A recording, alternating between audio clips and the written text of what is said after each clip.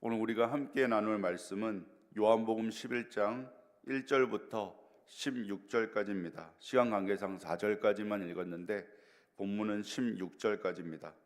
이 본문은 요한복음에서 매우 중요한 사건의 시작을 보여줍니다. 바로 나사로의 죽음과 부활 사건입니다. 많은 사람들이 이 이야기를 생각할 때 나사로가 무덤에서 살아나오는 장면을 생각합니다. 그러나 오늘 우리가 읽은 본문은 그 놀라운 기적이 일어나기 이전의 이야기입니다. 어떤 면에서 보면 기적보다 더 중요한 신앙의 질문이 이 앞부분에 담겨 있습니다. 그 질문은 이것입니다. 하나님은 왜 기다리시는가? 본문은 이렇게 시작합니다. 베다니라는 마을에 나사로라는 사람이 병들었습니다.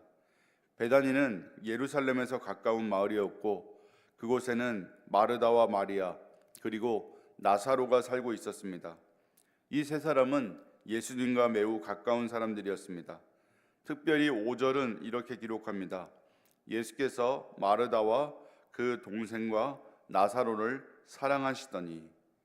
이 말씀은 매우 중요합니다. 이 사건을 이해하려면 먼저 예수님의 사랑을 기억해야 합니다. 예수님은 그들을 모르시는 분이 아니었습니다. 관심이 없어서 늦으신 것도 아니었습니다. 사랑하시는 사람들이었습니다. 그래서 마르다와 마리아는 사람을 보내서 예수님께 소식을 전합니다. 그들은 3절에서 이렇게 말합니다. 주여 보시옵소서 사랑하시는 자가 병들었나이다 하니. 이 말에는 깊은 믿음이 담겨 있습니다. 그들은 길게 설명하지 않았습니다. 간청하지도 않았습니다. 단지 한마디만 말합니다. 주님이 사랑하시는 사람이 병들었습니다. 그것이면 충분하다고 생각했습니다. 주님이 사랑하신다면 주님이 반드시 오실 것이라고 믿었기 때문입니다. 그러나 여기서 우리가 예상치 못한 장면이 나타납니다. 예수님은 그 소식을 들으셨지만 곧바로 베다니로 가지 않으셨습니다. 6절은 이렇게 말합니다. 나사로가 병들었다 함을 들으시고 그 계시던 곳에 이틀을 더 유하시고. 이 장면은 이해하기 어렵습니다. 사랑하는 사람이 아프다면 당장 달려가는 것이 자연스럽습니다. 그런데 예수님은 이틀을 더 머무르십니다. 왜 그러셨을까요? 그 이유가 4절에 나옵니다. 이 병은 죽을 병이 아니라 하나님의 영광을 위함이요 하나님의 아들이 이로 말미암아 영광을 받게 하려 함이라. 이 말씀은 나사로가 죽지 않는다는 뜻이 아닙니다. 실제로 나사로는 죽게 됩니다. 그러나 이 사건의 마지막 결론이 죽음이 아니라 하나님의 영광이라는 뜻입니다. 우리는 지금 일어나는 일만 봅니다. 그러나 하나님은 끝을 보고 일하십니다. 그래서 때로는 우리가 이해하지 못하는 시간이 존재합니다. 기도했는데 바로 응답되지 않는 시간, 간절히 구했는데 상황이 변하지 않는 시간, 그 시간을 우리는 하나님의 침묵이라고 느낍니다. 그러나 오늘 본문은 말합니다. 그것은 침묵이 아니라 하나님의 시간입니다. 이틀이 지난 후에 예수님은 제자들에게 말씀하십니다. 유대로 다시 가자. 이 말을 들은 제자들은 깜짝 놀랍니다. 왜냐하면 바로 앞장에서 유대인들이 예수님을 돌로 치려고 했기 때문입니다. 그래서 제자들이 말합니다. 라삐여, 방금도 유대인들이 돌로 치려 하였는데 또 그리로 가시려 하나이까.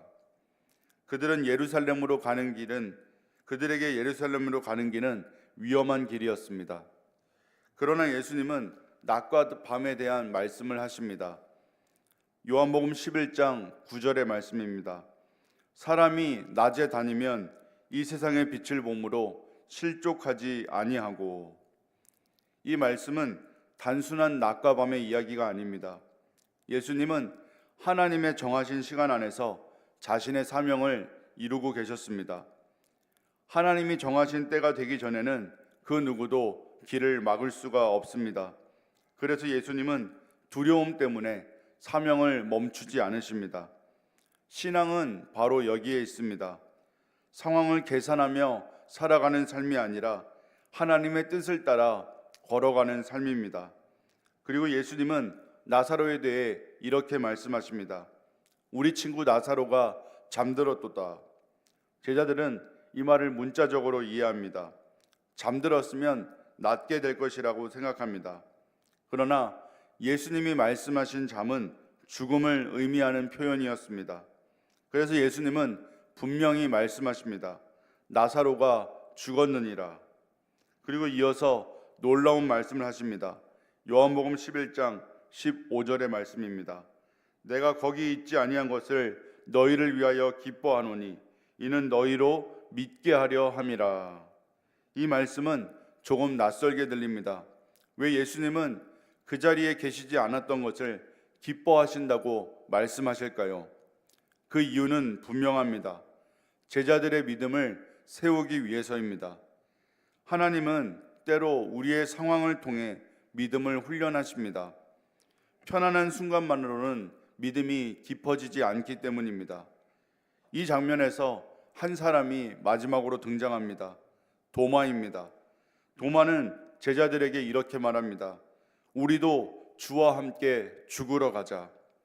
이 말에는 도마의 성격이 잘 드러납니다. 어떤 면에서는 비관적인 생각처럼 보입니다. 예루살렘에 가면 죽을 것이라고 생각했기 때문입니다. 그러나 또 다른 면에서는 충성심이 보입니다.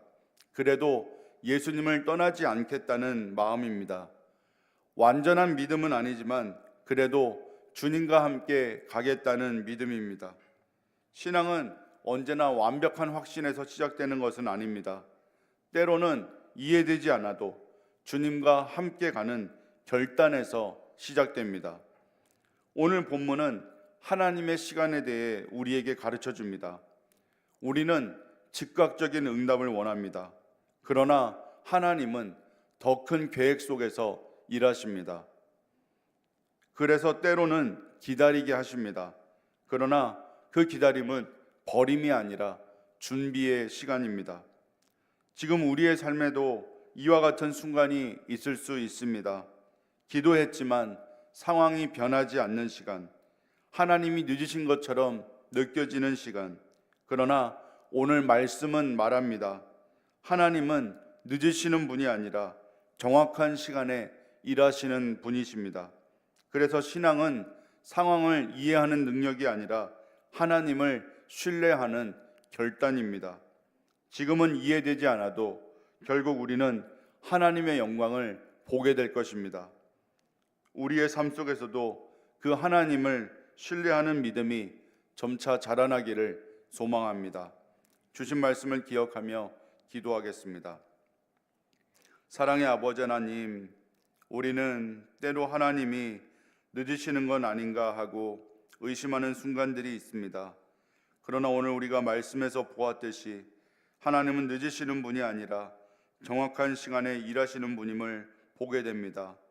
주님, 지금은 이해되지 않아도 후에 하나님의 영광을 볼 줄을 믿고 인내하며 기다리는 믿음의 사람들 다 되게 하여 주옵소서.